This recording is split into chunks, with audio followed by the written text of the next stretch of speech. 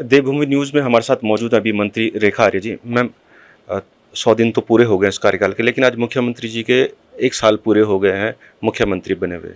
तो आप किस तरीके से देखते हैं इस पूरे उसको, जब पिछली बार तीसरे मुख्यमंत्री के रूप में उन्होंने शपथ ली थी, तो 1 साल तब से आज तक हो गया। आप किस तरीके से देखते हैं इसको? देखिए माननीय मुख्यमंत्री पुष्कर सिंह धामी जी को जैसा अभी आप बता रहे हैं कि 1 वर्ष पूर्ण हो चुका है पिछले 6 महीने के कार्यकाल, और अभी पूरा इस कालखंड को कार्यवाहक मुख्यमंत्री से लेकर अब तक के कालखंड को कैलकुलेट करते हुए मैं मानती हूँ कि पिछला 6 महीने का कार्यकाल तो उनका बहुत ही शानदार रहा, और उस शानदार कार्यकाल का ही ये फ़ायदा था कि उनके बेहतर निर्णयों का ये लाभ था कि हमारी सरकार पुनः जो है वो लौट कर आई और प्रचंड बहुमत के साथ लौट कर आई है। और सबसे बड़ी उपलब्धि तो यही बात है। और दूसरी बात, दूसरा टर्न जो उनको मिला है, वो दूसरे टर्न में भी माननीय मुख्यमंत्री जी लगातार जनहित में, जनता से किए गए वादे और भारतीय जनता पार्टी का जो मैनिफेस्टो है, उसको लेकर जो है बड़ी गंभीरता के साथ में हमारी पूरी सरकार, पूरी कैबिनेट जो है वो आगे बढ़ने का काम कर रही है। जिस प्रकार से पूर्व में इतिहास रचा है, आगे भी विकास के मामले में बड़ी लकीर खींची जाएगी। महिलाओं, युवाओं को लेकर मुख्य भूमिकाओं में रखते हुए काम करा जाएगा, और निश्चित रूप से यह कार्यकाल भी शानदार होगा। मैम, आप पहली महिला मंत्री हैं जो दोबारा मंत्री बनी है लगातार। इससे पहले कभी ऐसे कोई बना नहीं है। तो आप किस तरीके से देखते हैं, कितनी जिम्मेदारी आपने देखती हैं और क्या रोड मैप आपने आगे के लिए बनाया है? देखिए, मैं अपनी पार्टी का और अपने शीर्ष नेतृत्व का बहुत धन्यवाद दूंगी कि उन्होंने पूर्व में 2017 से लेकर 2022 के कार्यकाल में मुझे आशीर्वाद दिया। फिर 2022 में पुनः मुझे कैबिनेट मंत्री की जिम्मेदारी दी। तो इसके लिए अपने संगठन को और अपने शीर्ष नेतृत्व का मैं बहुत आभार व्यक्त करती हूँ। और जो उनका ये विश्वास है उसको बरकरार रखना, उसको मजबूत रखना, और साथ साथ में जनहित में कार्य करना, यही मेरी जिम्मेदारी भी है, और इसी का निर्वहन मैं बड़ी जिम्मेदारी के साथ करूँगी। मैम, महिला वर्ग हो या युवा वर्ग हो, दोनों का नेतृत्व आप कर रही हैं इस समय पे। खेल नीति भी लगभग बन के तैयार हो चुकी, तो क्या नई खेल नीति हमारी रहने वाली है अब?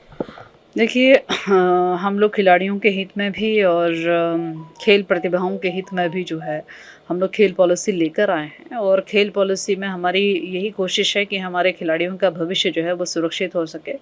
बिल्कुल सही मौके पर खिलाड़ियों को जो है सरकारी मदद जो है वह उनको प्राप्त हो सके, ताकि उनकी प्रतिभा संसाधनों के अभाव में जो है रह ना जाए।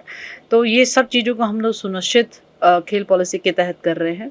कुछ जियो बिल्कुल होने की स्थिति में आ चुके हैं, और कुछ जियो जो है उस पर कार्य चल रहा है। तो मैं मानती हूँ कि एक छोटा-सा बच्चा जो 8 वर्ष का है, उसकी प्रतिभा को मौका देना हो, खेल छात्रवृत्ति करके हम लोग प्रारंभ करने जा रहे हैं।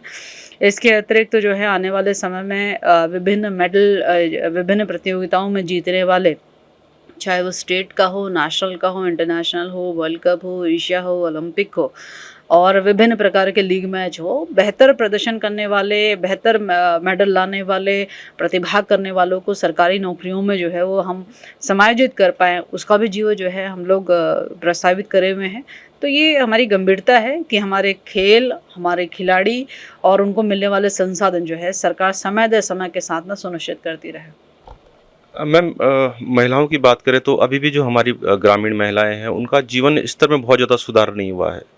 आप पे भी महिला कल्याण की आप मंत्री, तो आप किस तरीके से महिलाओं को लेकर योजनाएं बना रही हैं कि जो महिलाओं का जीवन स्तर है उसमें कहीं ना कहीं बढ़ोतरी दरा, जो हमारी जो ग्रामीण महिलाएं हैं जिनका अहम योगदान रहा है आपको जिताने में, तो उनको लेकर कुछ आपने नई योजनाएं बनाई हो? देखिए, महिलाओं के जीवन स्तर को सुधार करने के लिए यदि किसी ने काम किया है तो भारतीय जनता पार्टी ने ही काम किया है। केंद्र में हमारी भारतीय जनता पार्टी का नेतृत्व जो है हमारे प्रधानमंत्री नरेंद्र मोदी जी कर रहे हैं। मैं समझती हूँ आज महिलाओं के पास में शौचालय सुनिश्चित हो पाया है तो प्रधानमंत्री मोदी जी के आशीर्वाद से हो पाया है। आज मकान मिल पाया है तो प्रधानमंत्री जी के आशीर्वाद से मिल पाया है। आज महिलाएं मुख्य धारा में है या घर की मुखिया है, यह सुनिश्चित भी जो है भारतीय जनता पार्टी ने ही किया है। और यदि हर गांव में प्रधानमंत्री सड़क योजना के तहत सड़कें पहुंची है तो वह भी प्रधानमंत्री जी के द्वारा है।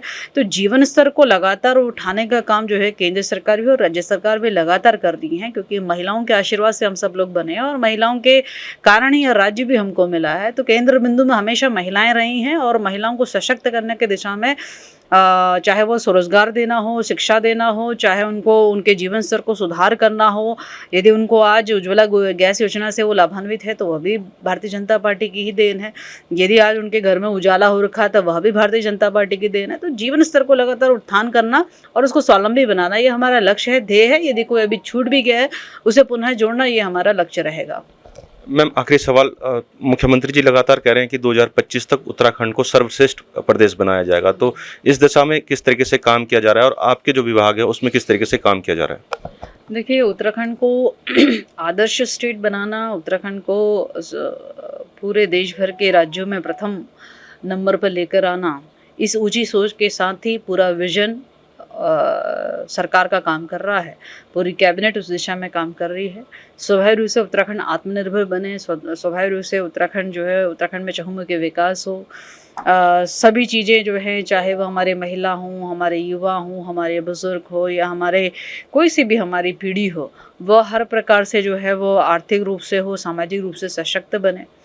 ये कोशिश के लिए हर विभाग अपनी ओर से रूपरेखा तैयार कर रहे हैं। यदि मैं अपने विभाग की बात करती हूँ तो हमारी ये कोशिश है कि महिलाओं को जो है इस महंगाई के समय में जो है राहत मिल सके। तो हम लोगों ने 3 गैस सिलेंडर मुफ्त रिफ़िल करे जाने का जियो जो है वो कर दिया है।